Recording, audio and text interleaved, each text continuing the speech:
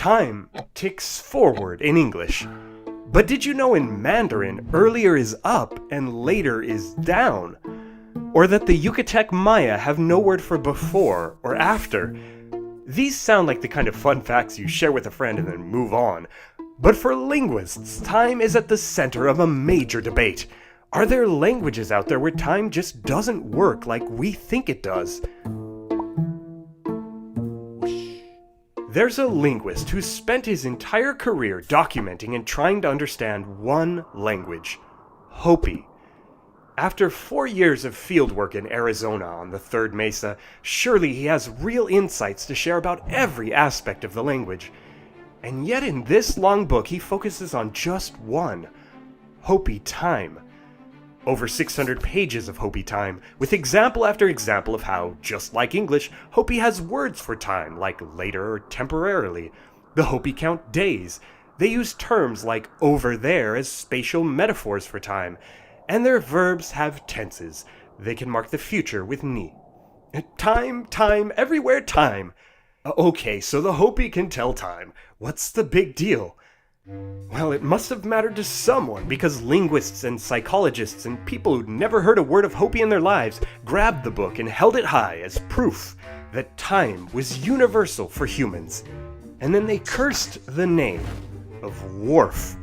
Worf was wrong. Worf was a charlatan. Worf was a con man. Hold on, what's the fuss? Whoever said that the Hopi don't think about the past, present, and future? Plus, who's this Worf, and why is he getting picked on so much?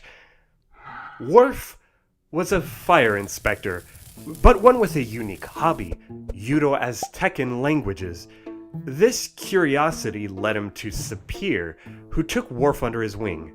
Psst, hey, I've got some literature that'll blow your mind. See, Humboldt and Boas taught us how different cultures subconsciously categorize the world based on language.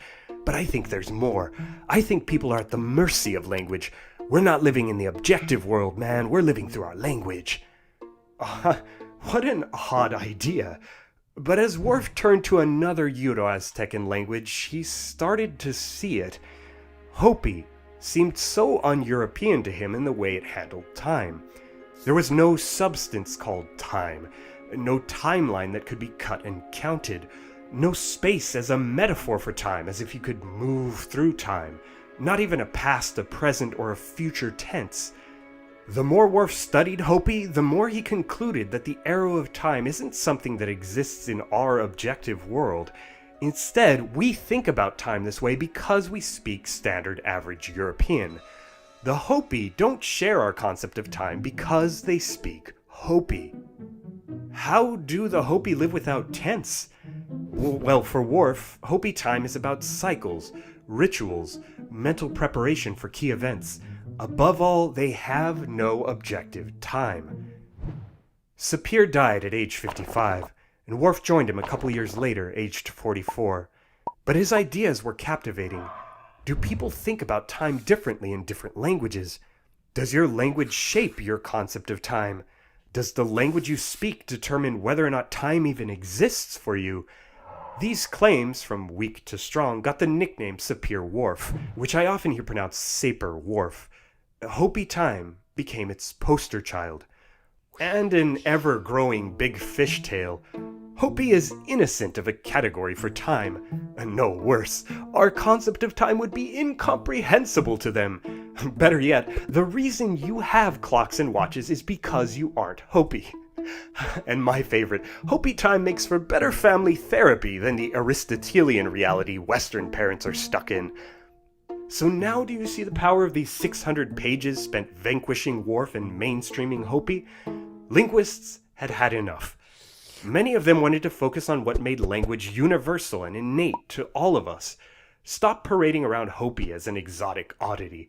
We all think the same way. We just express ourselves with a little linguistic flair. So then, time is time is time. It's settled. Not quite. ... Years after Hopi time, researchers claimed they'd found new evidence showing Worf was right about time all along. Like this set of experiments playing on the difference between how English and Mandarin speakers use space to talk about time. Earlier is to your left and later to your right in English, But in Mandarin, things can get vertical. Earlier is up and later down. Even though these experiments were conducted entirely in English, native Mandarin speakers were quicker to answer simple questions about earlier or later after being primed with vertical cues, while native English speakers were faster after horizontal cues. Thinking about time, it seemed, was shaped by language. The masses were intrigued, myself included. Someone passed me a link to it in my work inbox years ago, and I wasn't even working with linguists. But in the comments of my old video about WARF, a researcher did mention having trouble replicating these results. From what I've read since then, that commenter isn't alone. Still, it was just one of the many WARF-like effects that kept making the news. Some from scientific tests in the lab, others from fieldwork on the ground. So in the Central Andes, there's a language spoken by millions called Aymara. In Aymara, your naira, your eye, is in front of you, and your qipa, your back, is behind you. That's normal, but this isn't. When talking about time, the Aymara speak as if they face the past, but they have their backs to the future. They even point behind their backs to gesture into the future. So their eyes are exactly where your eyes are, but their past is not where your past is. Rare. Unique. But there's something else about Aymara and Hopi. At second glance, some linguists tell us both of them are best viewed as tenseless. Wait, there are timeless languages out there? Well, kind of. Tenseless. It's not as odd as it first sounds. We already know of languages that are uncontroversially tenseless. Take Yucatec Maya. Not only are they missing a past, present, and future tense, they even lack words like before, until, and after. How in the world do they talk about time? Well, strategies. Complex strategies like context and aspect. It could make a fun follow-up to dig into the mechanics of how tenseless languages talk about time, but good luck proving any of this makes them experience time in a fundamentally different way. Yucatec speakers do fine in experiments about linear time, and any effects are subtle. See, if you read the research and not the breaking headlines, strong ideas of language determining time, those are out. Any ongoing debates are about subtler influences. In the end, languages do talk about time differently, but it's harder to get speakers to behave differently based on their language. But I'll level with you. I get the sense that trivia about time and tenses was never the point. Hopi time became a mascot for a grander idea, linguistic relativity. Or as Sapir put it, different societies live in distinct worlds, not merely the same world with different labels attached.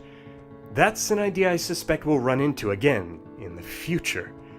Until then, stick around and subscribe for language.